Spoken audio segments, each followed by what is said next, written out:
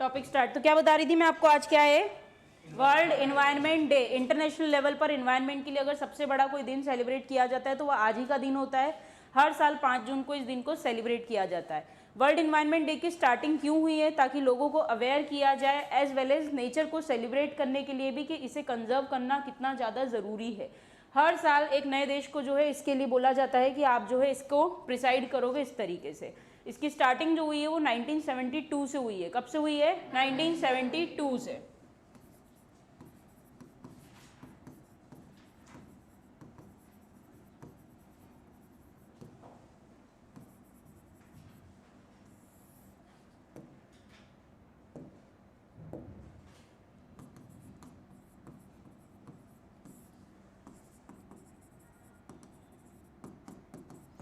1972 के अंदर United nation के अंदर एक समिट हुई थी। उस समिट के अंदर डिसाइड किया गया था कि हर साल हम लोग क्या सेलिब्रेट करेंगे? वर्ल्ड एनवायरनमेंट डे सेलिब्रेट करेंगे। तो ये समिट कब हुई है? 1972 में हुई है। इस समिट को स्टॉकहोम समिट के नाम से भी जाना जाता है। किस नाम से? Stockholm summit. फर्स्ट एनवायरनमेंट जो सेलिब्रेट किया गया था दुनिया में, वो सेलिब्रेट किया गया था 1973 में। कब सेलिब्रेट किया गया था? 1973 में। उसके बाद हर साल इस दिन को जो है इंटरनेशनल लेवल पर सेलिब्रेट किया जाता है। अभी रिसेंट में 2023 में इसे किस देश को राइट्स मिलेगी यहाँ पर सेलिब्रेट करें? अच्छा, एक चीज़ और होती है इसके अंदर कि हर बार इसका एक थीम रखी जाती है और एक पर्टिकुलर स्लोगन भी रखा जाता है कि किस चीज़ के लिए यहाँ पर ध्यान देंगे। तो 2023 के अंदर जो थीम डिसाइड हुई है वो है बीट प्लास्टिक पॉल्यूशन। क्या डिसाइड हुआ है? Beat plastic pollution.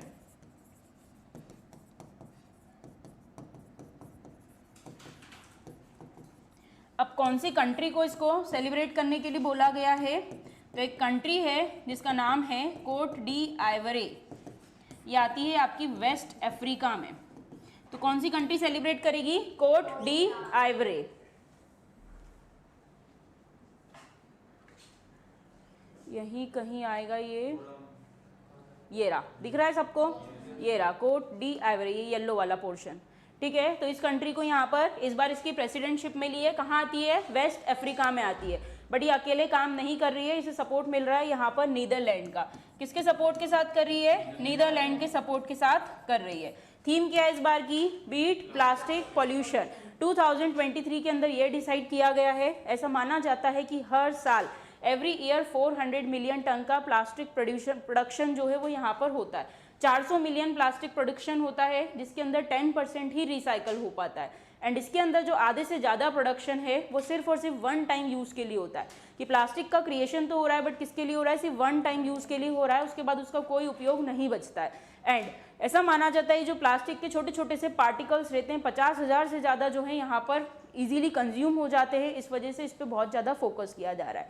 अब इसी कंट्री को यहाँ पर क्यों इसकी प्रेसिडेंटशिप दी गई है? तो रीज़न बीइंग 2014 के अंदर इस कंट्री ने पहली बार स्टेप लिया था जब प्लास्टिक बैग्स वगैरह को यहाँ पर क्या किया गया था? बैन किया गया था। तो इसी खुशी में इसको बोला गया है कि इस बार इसे कौन प्रिसाइड करेगा? Cote d'Ivoire with the help of Netherland. तो 2023 के अंदर इस देश को मिला है। इसके पहले का एक बार का और देख लो कि 2022 के अंदर किसने प्रिसाइड किया था? तो यहाँ प्रिसाइड किया था स्वीडन ने। किसने प्रिसाइड किया था? स्वीडन ने। एंड उसकी थीम उसने रखी थी वन अर्थ ओनली, कि सभी को तालमेल बना के रखना है और इसे क्या करना है? प्रोटेक्ट करना है। तो ये सब इन्फॉर्मेशन आपके लिए बहुत इंपॉर्टेंट है कि वर्ल्ड एनवायरनमेंट डे की शुरुआत कब से हुई है? 1972 में।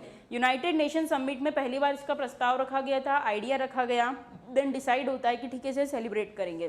पहली बार वर्ल्ड एनवायरनमेंट डे कब सेलिब्रेट किया गया? यहाँ पर 1973 में। कहाँ सेलिब्रेट हुआ था? तो ये यहाँ पर स्टॉकहोम में, स्वीडन में ही यहाँ पर सेलिब्रेट किया गया था। ठीक है, तो ये सब बेसिक इन्फॉर्मेशन है, आपको पता होनी चाहिए। अब हम आ जाते हैं हमारे टॉपिक पे। कल क्या पढ़ रहे थे हम? पॉल्यूशन। क्या होता है pollution? Abhishek, what is pollution? बोलो।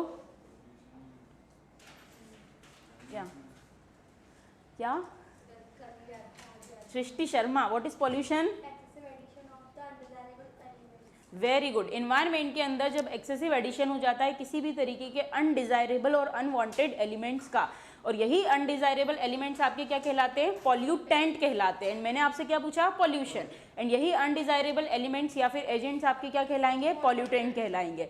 तो इन्वायरमेंट के अंदर जब किसी भी चीज़ का एक्सेसिव एडिशन हो जाएगा जो हार्मफुल हो जाए, इंजurious हो जाए, किसके लिए, किसी ह्यूमन बीइंग के लिए, किसी और लिविंग के लिए, या फिर किसी पर्टिकुलर प्रॉपर्टी के लिए, तो आप उसे क्या बोलोगे, पॉल्यूशन बोलोगे। एंड इन पॉल्यूशन को क्रिएट करने वाले एजेंट्स क्या कहलाते हैं, पॉल्यूटेंट कहलाते हैं। अब पॉल्यूटेंट की भी हमने अलग अलग कैटेगरी देखी थी, प्राइमरी पॉल्यूटेंट, सेकेंडरी पॉल्यूटेंट। तो प्राइमरी पॉल्यूटेंट वो होते हैं जो डायरेक्टली सोर्स से एमिट हो रहे हैं, डायरेक्टली सोर्स से एमिट हुए, उन्होंने किसी के साथ कोई रिएक्शन नहीं किया, ठीक है। प्राइमरी पॉल्यूटेंट को और हम बोल सकते हैं कि जिस तरीके से उन्हें नेचर में डाला गया वो उसी तरीके से परसिस्ट करेंगे या रिमेनिंग यहाँ पर बने रहेंगे, किसी के साथ कोई रिएक्शन नहीं कर रहे।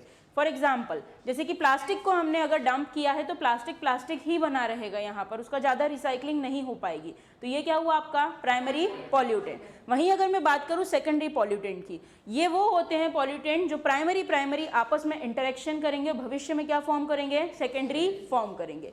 जैसे कि फॉर सपोज कार्बन डाइऑक्साइड जो है वो एटमॉस्फेयर में मौजूद है, बट जब जरूरत से ज़्यादा उसका कंसंट्रेशन बढ़ जाएगा, वो वाटर के साथ रिएक्शन करेगी, अदर गैसेस के साथ रिएक्शन करेगी, तो वो किसी और गैस में कन्वर्ट हो जाएगी और किस में कन्वर्ट होगी, पॉल्यूटेंट के अंदर कन्वर्ट हो जाएगी, और इस तरीके का पॉल्यूटेंट क्या कहलाएगा, सेकेंडरी पॉल्यूटेंट। फिर हमने देखा on the basis of nature of disposal, कि जिस तरीके से उनको डिस्पोज किया जाता है, तो एक होते हैं बायोडिग्रेडेबल, एक होते हैं नॉन डिग्रेडेबल। तो बायोडिग्रेडेबल वो होते हैं जिन्हें किसी माइक्रोबियल एक्शन से, माइक्रोबियल एक्शन मतलब क्या समझते हो, यश बताओ।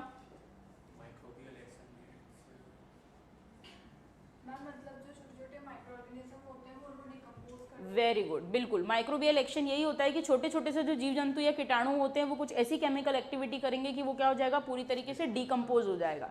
तो ऐसे भी पॉल्यूटेंट्स होते हैं जो माइक्रोबियल एक्शन से नष्ट हो जाते हैं, जैसे कि सीवेज, आपका जो भी यहाँ पर गटर या फिर आप बोल सकते हो नाली, ड्रेनेज के अंदर जो कुछ भी होने वाला है वो क्या हो जाएगा, डिकम्पोज हो जाएगा। बट कुछ ऐसे होते हैं जो कि डिग्रेड नहीं होते हैं, उनको हम बोलेंगे नॉन डिग्रेडेबल, जैसे कि डीडीटी हो गया, पेस्टिसाइड्स वगैरह हो गए, प्लास्टिक हो गया, ग्लास हो गया, ये डिग्रेड नहीं होते चाहे जो एक्शन इनके अंदर हो जाए। तो ये हमने किसके बेसिस पे देखे थे, on the nature of disposal. फिर हमने यहाँ पर देखा नेचुरल पॉल्यूटेंट्स या फिर artificial pollutant. Natural pollutants like, बिल्कुल, जो नेचुरली नेचर के अंदर अकर हो रहे हैं, लाइक गैसेस एटसेट्रा। वहीं अगर हम बात करें आर्टिफिशियल पॉल्यूटेंट जो ह्यूमन के द्वारा क्रिएट करे जा रहे हैं, तो ये हमने क्या देखी थी, अलग अलग कैटेगरी देखी थी पॉल्यूटेंट्स की। अब आगे हम यहाँ पर प्रोसीड करते हैं।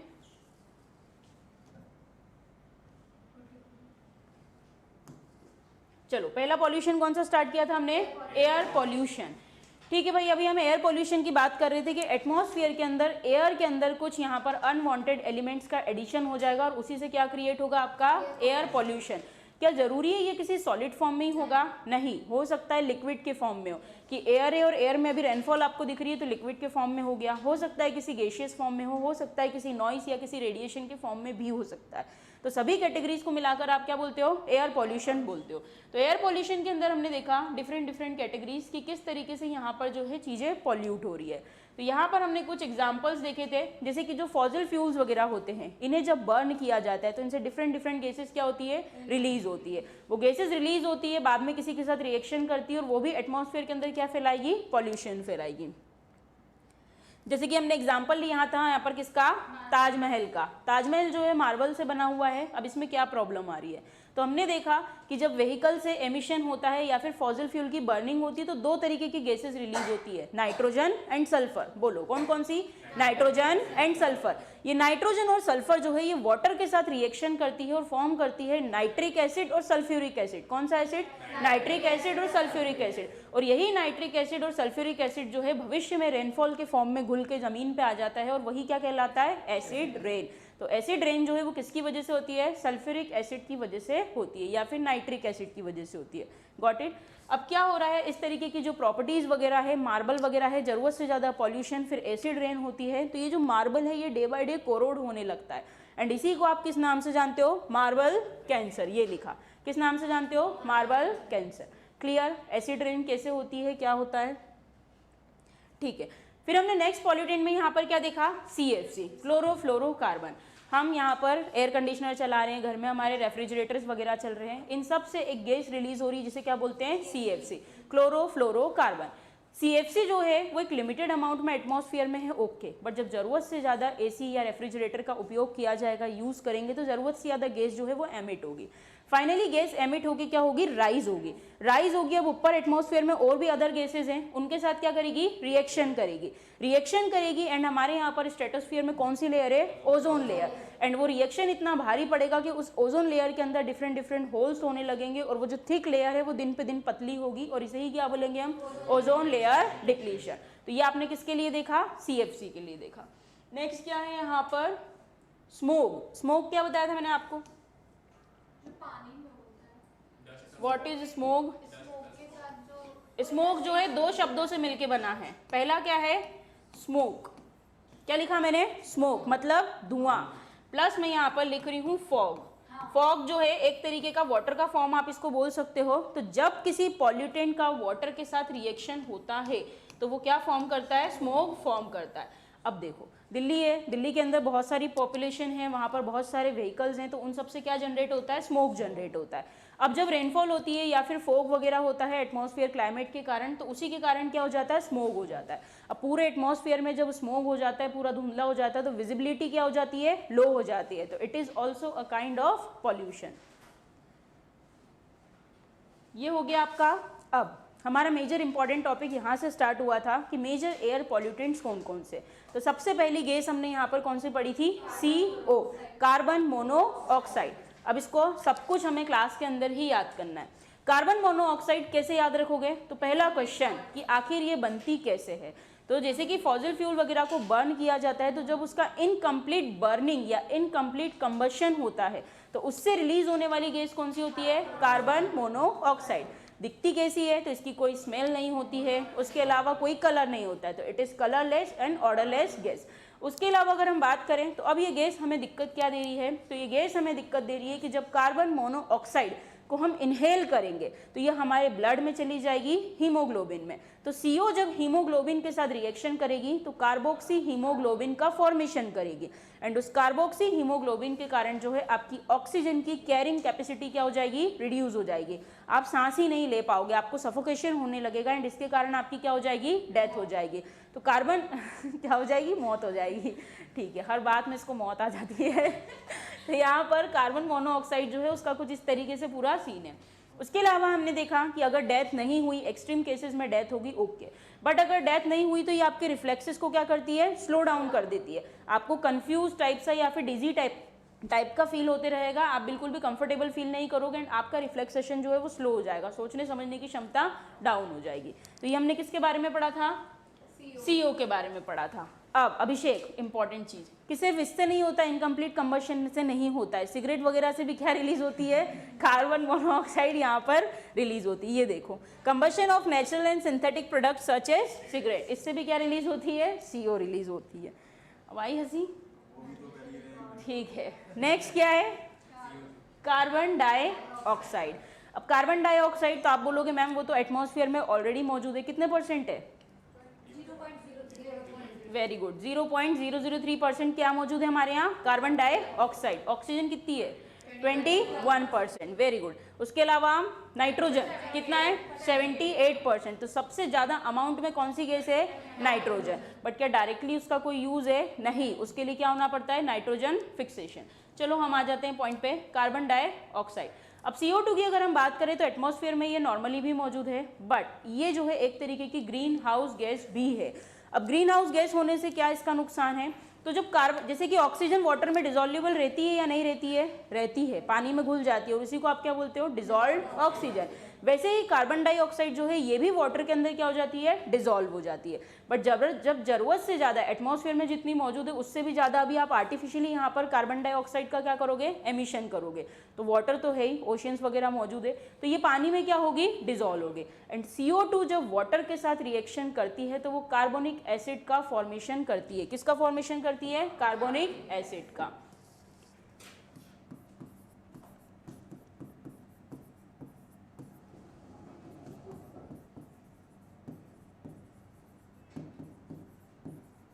अब ये जो कार्बोनिक एसिड है, सपोज ओशियन के अंदर कार्बन डाइऑक्साइड जो है वो यहाँ पर डिसॉल्व हो गई, तो ये ओशियन की एसिडिटी को क्या कर देगा, इंक्रीज कर देगा। अब ये ओशियन की एसिडिटी को इंक्रीज करेगा तो वहाँ रहने वाले ऑर्गेनिजम्स के लिए ये अच्छी बात है या बुरी बात है, बुरी बात है। ऑब्वियस बात है, उनके लिए परेशानी क्रिएट हो जाएगी, उनका सर्वाइवल जो है वो थ्रेट में हो जाएगा। ठीक है, तो ये आपने किसके बारे में चीजें पढ़ी, कार्बन डाइऑक्साइड के बारे में पढ़ी। नेक्स्ट गैस कौन सी है यहाँ पर, CFC। CFC के बारे में अभी हमने देख लिया है कि ये मेनली किसमें काम करती है, यहाँ पर ओजोन लेयर डिप्लीकेशन में। चलो नेक्स्ट इंपॉर्टेंट क्या है यहाँ पर, लेड। अब लेड की अगर हम बात करें तो लेड का जनरेशन कैसे होता है, तो जैसे कि आप लोग यहाँ पर जिस तरीके के पेंट्स वगैरह वॉल पेंटिंग के लिए यूज़ होता है, उसके अलावा जो पेट्रोल हो गया आपका, या फिर डीजल हो गया, या फिर लेड बैटरीज वगैरह हो गई, हेयर डाई हो गया एटसेट्रा, तो उन सबसे किसका जनरेशन होता है, यहाँ पर लेड का जनरेशन होता है। एंड लेड भी आपकी हेल्थ के ऊपर जो है बुरे इफेक्ट्स छोड़ता है। अगर हम बात करें तो ये क्या करेगा, आपको डाइजेस्टिव प्रॉब्लम्स जो है वो क्रिएट कर सकता है, एज वेल एज यहाँ पर आपके नर्वस सिस्टम को भी क्या करता है, ये डैमेज कर सकता है। And in some cases it can cause cancer also. Lead अच्छा है क्या, नहीं है, ठीक है। चलो नेक्स्ट क्या है, अच्छा हाँ मैगी में, यस सही बोला, ठीक है, तभी तो बोलते डाइजेस्टिव प्रॉब्लम हो जाएगी। नेक्स्ट क्या है, ओजोन। ओजोन का फॉर्मूला बताओ, O3, एग्जैक्टली।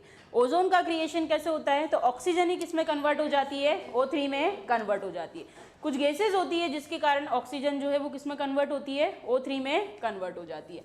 अब देखते हैं वो कैसे, तो O2 का कन्वर्जन होगा यहाँ पर O3 में because of carbon monoxide and nitrogen oxide. तो ये जब गैसेस जो हैं यहाँ पर आपस में रिएक्शन करेंगी तो किसका फॉर्म कर देगी, ओजोन का फॉर्मेशन कर देगी।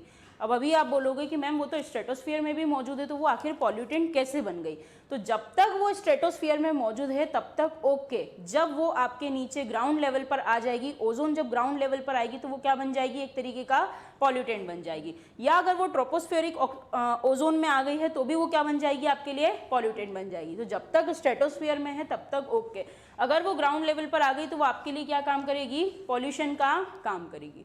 अब क्या होते हैं ओजोन के इफेक्ट्स, तो ओजोन के इफेक्ट्स ये होते हैं कि अगर ओजोन का क्रिएशन जरूरत से ज़्यादा हो जाएगा तो आपकी आंखों में से पानी आने लगेगा, आपको इची सा या फिर इरिटेटिंग सा क्या होने लगेगा, फील होने लगेगा। तो ये सब इसके सिम्टम्स होते हैं। अब देखते हैं ओजोन के बारे में कुछ चीज़ें। It occurs naturally in the upper layer of the atmosphere, at ground level it is a pollutant with highly toxic effects. अब इसका क्रिएशन जनरेशन कहाँ से होता है, तो vehicles and industries are the major source of ground level emission. ये ground level पर ये ओजोन कहाँ से आ रही है, तो व्हीकल्स वगैरह से भी क्या होती है, ये रिलीज होती है। Ozone makes our eyes itchy, burn and watery, and most importantly it lowers our resistance to cold and pneumonia. तो इस तरीके की बीमारियों के लिए हमारे रेजिस्टेंस को भी क्या कर देती है, डाउन कर देती है। तो पॉल्यूटेंट समझ में आए। चलो नेक्स्ट क्या है, नाइट्रोजन ऑक्साइड। पहले पुराना नोट डाउन करो, ये लाइट से ही लिखना है ना आपको, ठीक है, नोट डाउन करो।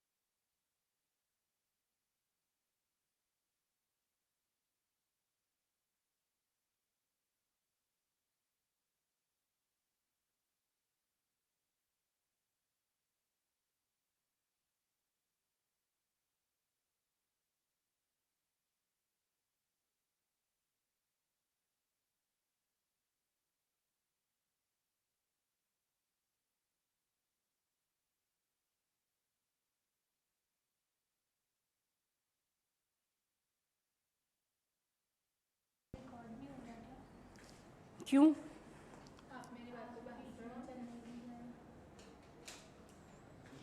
चलो लेड कंप्लीट हो गया अपना। इसके पहले अपन ने क्या देखा? नहीं हुआ।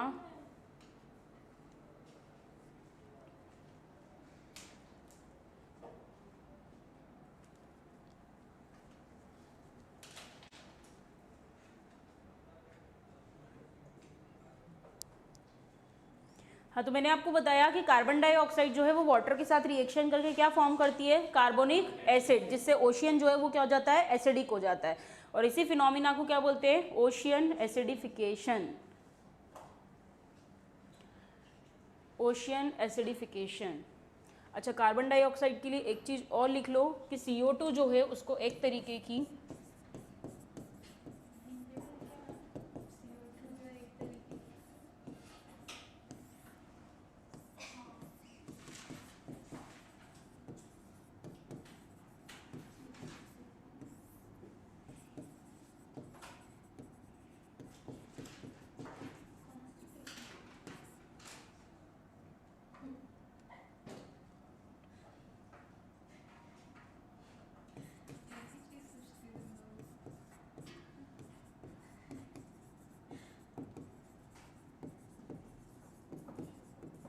चलो CO2 में एक चीज़ और लिखो कि इसको एक तरीके की एसफिक्सिएंट गैस भी बोला जाता है, कि ऑक्सीजन के कंजम्पशन को ये लेस कर देती है, जिसकी वजह से जो है अनकॉन्शियसनेस या डेथ जैसी सिचुएशन भी हो सकती है।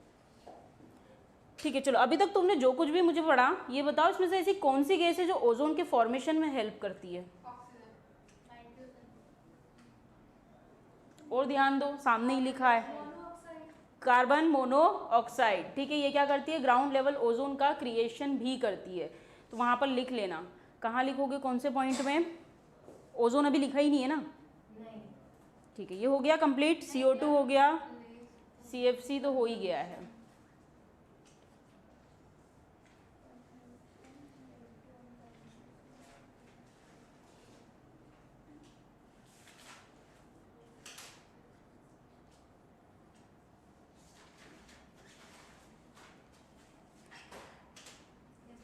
चलो नेक्स्ट, लेड हो गया आपका, ओजोन हो गया है। तो आपने देखा कि ओजोन के फॉर्मेशन में एक गैस और हेल्प करती है, और वो कौन सी गैस है? यहाँ पर कार्बन मोनोऑक्साइड।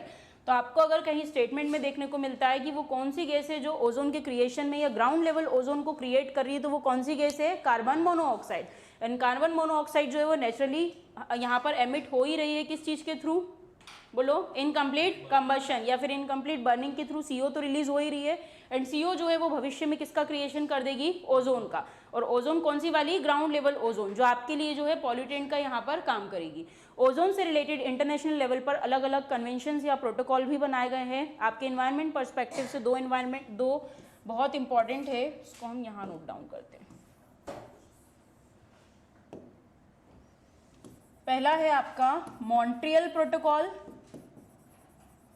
कौन सा प्रोटोकॉल बोला मैंने आपको? Montreal protocol. इसका क्रिएशन हुआ था 1987 में।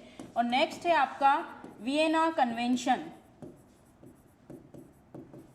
ये हुआ था 1985 में। तो चलो बताओ वो कौन से दो प्रोटोकॉल है जो ओजोन से रिलेटेड है?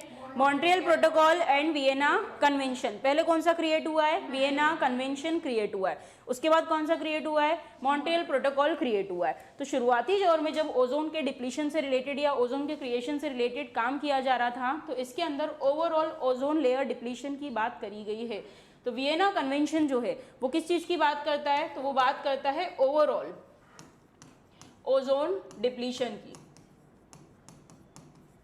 एंड वहीं अगर मैं बात करूं मॉन्ट्रियल प्रोटोकॉल, इसको कैसे डिफरेंशिएट करोगे? तो ये स्पेशली उन सब्सटेंसेस की बात करता है जो यहाँ पर किसका क्रिएशन कर रहे हैं? ओजोन का क्रिएशन कर रहे हैं। तो पर्टिकुलर सब्सटेंसेस के लिए कौन सा प्रोटोकॉल बना है? Montreal protocol. एंड ओवरऑल के लिए क्या बना है आपका? Vienna convention. समझ में आया? तो ये दोनों 1987 में बना है, वो पहले वियना बना। कहाँ लिखा है 9? 7 लिखा है,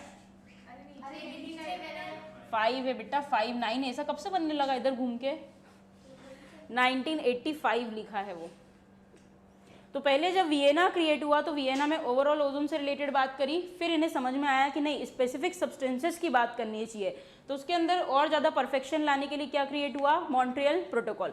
आप लोगों को एग्जाम में इस तरीके के क्वेश्चन दिखते हैं, ये मोस्ट फेवरेट क्वेश्चन होते हैं, मॉन्ट्रियल हो गया, वियना हो गया, क्योटो हो गया, एटसेट्रा। तो ओजोन से रिलेटेड कौन से दो देखे, Montreal and Vienna. Ozone complete आपका यहाँ पर, ठीक है। प्रोटोकॉल्स नहीं लिखे, लिखो फटाफट, मॉन्ट्रियल एंड वियना।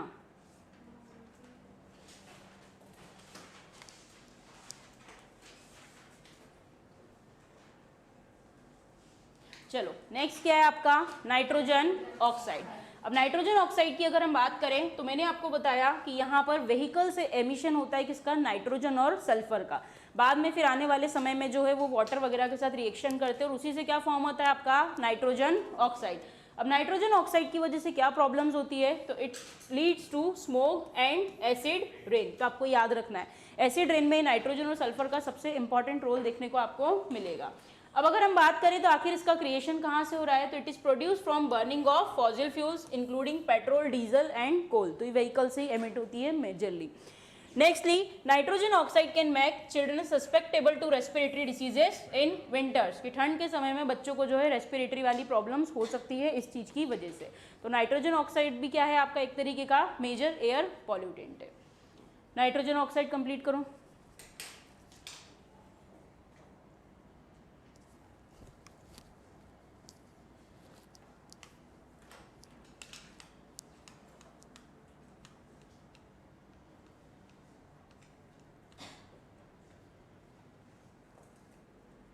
आज सृष्टि शर्मा एक जैसे पेन से क्यों लिख रही है, क्या हो गया, मूड ऑफ है क्या?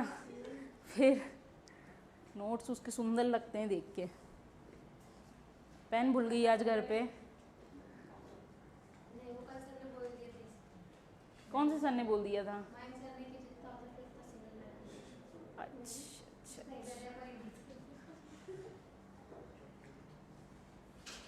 चलो जल्दी सिर्फ यही लिखना है, आगे का नहीं, अभी समझते जाएंगे फिर लिखेंगे।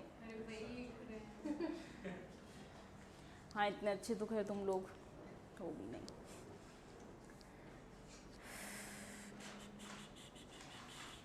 एसिड रेन में कौन सी दो ये रहती है बताओ, nitrogen oxide and sulphur oxide. Very good. इनका एमिशन कहाँ से हो रहा है, व्हीकल्स वगैरह से हो रहा है।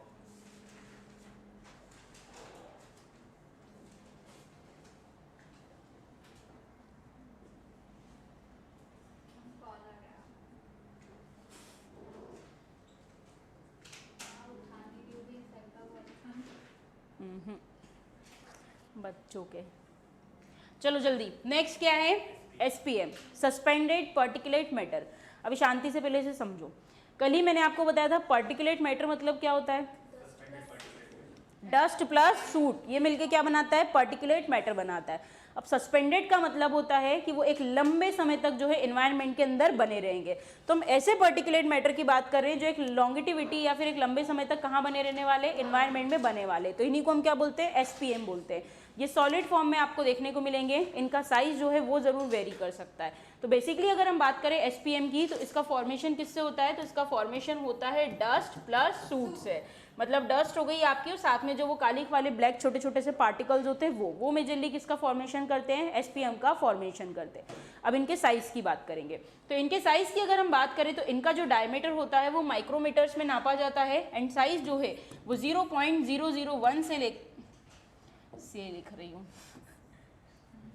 0.001 माइक्रोमीटर से लेकर आपको 500 माइक्रोमीटर तक की रेंज में देखने को मिल जाएगा।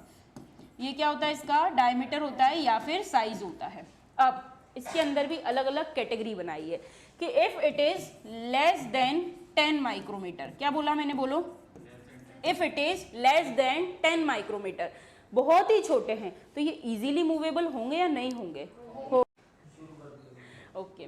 तो एसपीएम का साइज हमने क्या देखा, 0.001 माइक्रोमीटर से लेकर 500 माइक्रोमीटर तक दिखेगा। अब उसमें भी कैटेगराइज किया है कि if it is less than 10 micrometre तो ये क्या होगा आपके लिए, इजीली मूवेबल होगा, जो कि डेंजरस होगा क्योंकि आप उसको नॉर्मली क्या कर लोगे, इनहेल कर लोगे। And next, if it is more than 10 micrometre तो ये क्या हो जाएंगे, सेटल डाउन हो जाएंगे, इतना आपको हार्म नहीं देंगे। बट हमारे यहाँ सेंट्रल पॉल्यूशन कंट्रोल बोर्ड ने एक कैटेगरी बना रखी है कि अगर ये 2.5 माइक्रोमीटर से कम है तो ये सभी के लिए इन्वायरमेंट के में क्या होगा, डेंजरस होगा। अब इससे रिलेटेड जो पॉइंट्स लिखे हैं पढ़ो उनको।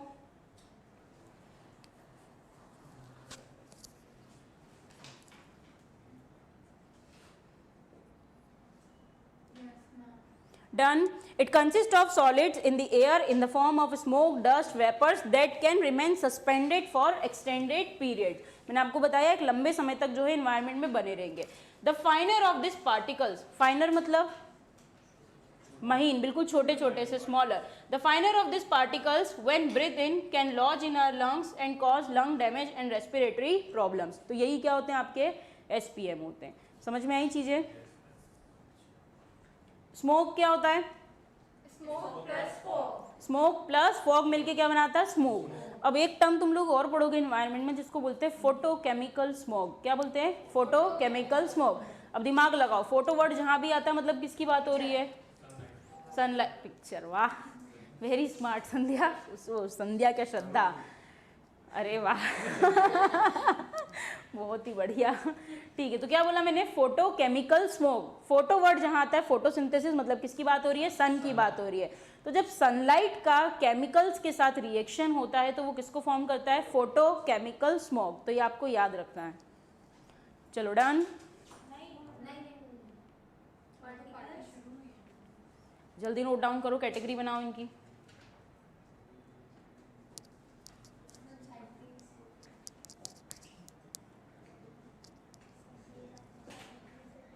बातें नहीं।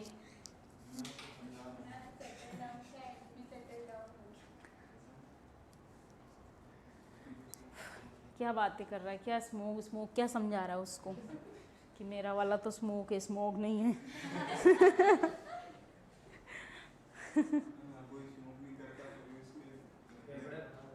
ओ, तो वो जो करता है फिर उसका सब एमिशन हो के दूसरे में इनहेल हो जाता है ना, इसलिए। अच्छा, तो तुमको ये कंक्लूजन समझ में आया कि कुछ ना कुछ तो चले ही जाएगा, या तो SPM चला जाएगा।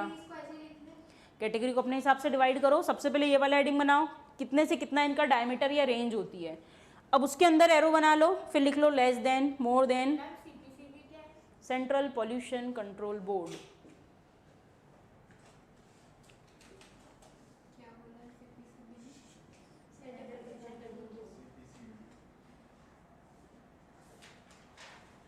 एक बार की फीस में 4 बार बुलवाना चाहती है मुझसे, देख रहे हो।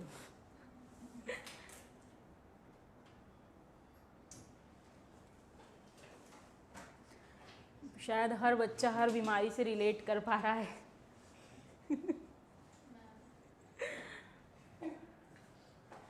हो गया डन? जल्दी।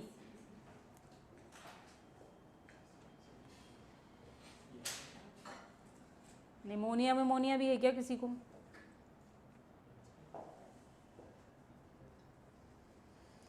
ये हो गया ही।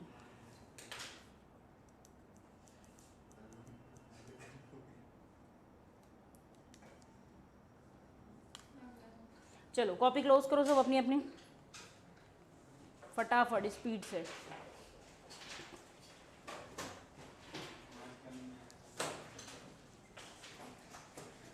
क्या कल नहीं आया था?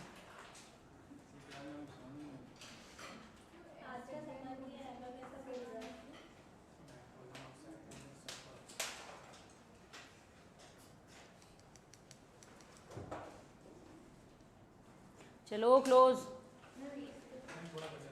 बाद में लिख लेना। चलो मेजर एयर पॉल्यूटेंट में फर्स्ट पॉल्यूटेंट क्या पढ़ा तुमने? देखो यही ईमानदारी से याद करके जाना है। बोलो पहला वाला क्या था? Carbon monoxide. उसे क्या बोलते हैं? CO। अब तुम लोग मैं जो जो पूछू वो बताते जाना। कार्बन मोनोऑक्साइड जो है उसका वो कौन सी गैस का क्रिएशन में हेल्प करती है? ओजोन। ग्राउंड लेवल ओजोन के क्रिएशन में क्या हेल्प करती है? Carbon monoxide. कार्बन मोनोऑक्साइड जो है इसका जनरेशन किसकी वजह से होता है? Incomplete burning of fossil fuel. Incomplete burning से क्या क्रिएट होता है? CO2। Very good. Carbon dioxide जो है वो फॉसिल फ्यूल के बर्निंग से क्रिएट होती है। अब CO के बारे में हमने देखा कि इसका नेचर जो है वो कैसा है? It is colourless and odourless gas. इसलिए बोल रहे हैं क्योंकि कुछ पर्टिकुलर गैसेज ऐसी होती है जिनकी स्मेल बहुत ही ज़्यादा खराब होती है, जैसे कि सल्फर ऑक्साइड, वो बहुत ही पंजेंट स्मेल देती है, वॉल्केनिक एक्टिविटी वगैरह से रिलीज होती है, आगे उसे भी देखेंगे। तो CO के बारे में हमने देखा कि CO जो है वो क्या प्रॉब्लम क्रिएट करती है, रिफ्लेक्सेस को स्लो डाउन करेगी, एज वेल एज आपको कौन सी डिसीज करेगी, रेस्पिरेटरी डिसीजेज भी यहाँ पर कर देगी। तो ये हो गया CO के बारे में। CO के बाद हमने देखा CO2। CO2 एक किस तरीके की गैस है, ग्रीन हाउस गैस है, बिल्कुल, ओजोन भी ग्रीन हाउस गैस है, CO2 भी ग्रीन हाउस गैस है। CO2 जो है वो जब जरूरत से ज़्यादा बढ़ जाती है एटमॉस्फेयर के अंदर तो वो किसके साथ रिएक्शन करती है, बोलो, वाटर के साथ, एंड क्या बनाती है, कार्बोनिक एसिड, एंड इसी की वजह से ओशियन के अंदर एसिडिटी क्या हो जाती है, बढ़ जाती है, और इस फिनोमिना को क्या बोलते हैं, ocean acidification. As well as CO2 के लिए एक पर्टिकुलर नाम और दिया गया है कि इसको एस्फिक्सिएंट गैस भी बोला जाता है। ये आपकी बॉडी के अंदर ऑक्सीजन को क्या करेगी, कम कर देगी, जिस वजह से आपको अनकॉन्शियसनेस या फिर डेथ वाली प्रॉब्लम भी हो सकती है। तो ये हो गया CO2 के बारे में। CO2 के बाद नेक्स्ट गैस कौन सी पढ़ी हमने, CFC। CFC का एमिशन कहाँ से हुआ, रेफ्रिजरेटर एंड AC से। अब क्या हुआ, CFC क्या हुई, राइज हुई, राइज होकर उसने अदर गैसेस के साथ क्या करा, रिएक्शन करा, एंड रिएक्शन के कारण स्ट्रेटोस्फीयर में जो ओजोन है वो क्या होने लग गई, डिप्लीट होने लग गई। तो ये हुआ आपका CFC के कारण। CFC के बाद हमने नेक्स्ट क्या पढ़ा, लेड। लेड का जो जनरेशन है वो कहाँ से हुआ, बिल्कुल, petrol, diesel, paint, dye etcetera, इन सबसे किसका क्रिएशन होता है, लेड का क्रिएशन होता है। लेड जो है फाइनली किसके लिए प्रॉब्लम क्रिएट कर सकता है, कैसी डिसीजेस को जन्म देगा ये, बिल्कुल, digestive diseases as well as cancer वाली प्रॉब्लम भी इससे हो सकती है। ठीक है, ये हो गया है, देन लेड हो गया है ना, ओजोन। चलो ओजोन के बारे में बताओ। अरे O2 का क्रिएशन किस, O2 जो है वो किस में कन्वर्ट होती है, O3 में, किसकी मदद से, एंड बिल्कुल, carbon monoxide and nitrogen oxide जो है ऑक्सीजन को कन्वर्ट करती है O3 के अंदर। ग्राउंड लेवल पर जब ये बढ़ जाती है तो सिम्टम्स, आकांक्षा, क्या सिम्टम्स रहते हैं, हाँ, सिम्टम्स क्या होते हैं इसके, गजेंद्र ऐसे दिखा रहा मेरे को, ऐसे व्हाट क्या, बिल्कुल, वाटरी आइज हो जाती है, वो समझ गई क्या हो जाता है, आंखों से पानी निकलने लगेगा एंड ईची फीलिंग आपको आने लगेगी। तो ये किसके कारण होता है, ओजोन के कारण होता है। ओजोन के बारे में हमने देखा कि ओजोन से रिलेटेड इंटरनेशनल लेवल पर 2 प्रोटोकॉल हुए। पहला कौन सा हुआ, वियना, कब हुआ, 1985 में। इसमें किसकी बात करी, ओवरऑल ओजोन डिप्लीशन के। फिर पर्टिकुलर सब्सटेंसेस की बात करने के लिए 2 साल बाद मॉन्ट्रियल प्रोटोकॉल, कब बना, 1987 में। तो ओजोन से रिलेटेड तुम लोगों ने ये सब पढ़ा, ठीक है। क्या होता है ये, नहीं, लोअर कर देता है रेजिस्टेंस को, कोल्ड और निमोनिया वाली प्रॉब्लम। नेक्स्ट क्या है, नाइट्रोजन ऑक्साइड। नाइट्रोजन ऑक्साइड जो है वो क्या करता है, एसिड रेन में हेल्प करता है, एज वेल एज स्मोक का भी यहाँ पर क्रिएशन करता है। ये भी किससे जनरेट हो रहा है, बर्निंग ऑफ फॉसिल फ्यूल से जनरेट हो रहा है। बीमारियां क्या क्या होगी इससे, तो रेस्पिरेटरी प्रॉब्लम्स होती है, अधिकतर में रेस्पिरेटरी ही दिखेगी क्योंकि आप उसको इनहेल कर रहे हो। नेक्स्ट क्या है, एसपीएम जो है वो क्या है, सॉलिड पार्टिकल्स है, ठीक है, सॉलिड पार्टिकल्स है। इनका डायमेंशन क्या से क्या होता है, 1 से 500 micrometre. If it is less than 10 micrometre then dangerous, easily movable, but if it is more than 10 micrometre then settle down हो जाएंगे। सीपीसीबी ने क्या दिया है, 2.5 का क्राइटेरिया दिया है कि 2.5 से अगर डाउन हुआ तो क्या होगा आपके लिए, डेंजरस होगा, ठीक है। एसपीएम आपका मैंने कंप्लीट करा दिया, ठीक है। एसपीएम से होने वाले डिसीजेस बताओ, हाँ बिल्कुल, रेस्पिरेटरी या फिर लंग डिसीजेस आपको यहाँ पर होगी, ठीक है। इसके आगे हम कल कंटिन्यू करेंगे। अच्छा, और क्या पढ़ा था हमने, वर्ल्ड एनवायरनमेंट डे कब से चालू हुआ है, 1972। उसको कहाँ पर सबमिट हुई थी, यूनाइटेड नेशन में पहली बार उसका आइडिया रखा गया। उसका दूसरा नाम बताओ, Stockholm summit. First time world environment day कब बनाया गया, 2023 में। कौन इसको होस्ट कर रहा है, कोट डी आइवरे। ये कहाँ आएगा, west Africa, with the help of Netherland. इस साल की थीम क्या है, प्लास्टिक पॉल्यूशन, लोगों को अवेयर कराना कि प्लास्टिक जो है वो एनवायरनमेंट को कैसे हार्म कर रहा है। हर साल कितना प्लास्टिक प्रोडक्शन हो रहा है, 400 मिलियन टन, जिसमें से हाफ ऑफ द अमाउंट जो है वो सिर्फ और सिर्फ सिंगल टाइम के लिए यूज होता है, एंड इसका 10% ही क्या हो पाता है, रिसाइकल हो पाता है। तो इसी चीज को ध्यान में रखते हुए कोट डी आइवरे जो है उसने 2014 में क्या किया था, प्लास्टिक को बैन किया था। इसी के सम्मान में उसको इस बार बोला गया कि आपको इसको क्या करना है, होस्ट करना है। इसके प्रीवियस वाला जो है वो किसने होस्ट किया था, स्वीडन ने। व्हाट वाज द थीम, बिल्कुल, वेरी गुड। ठीक है, इसके आगे हम कल करेंगे।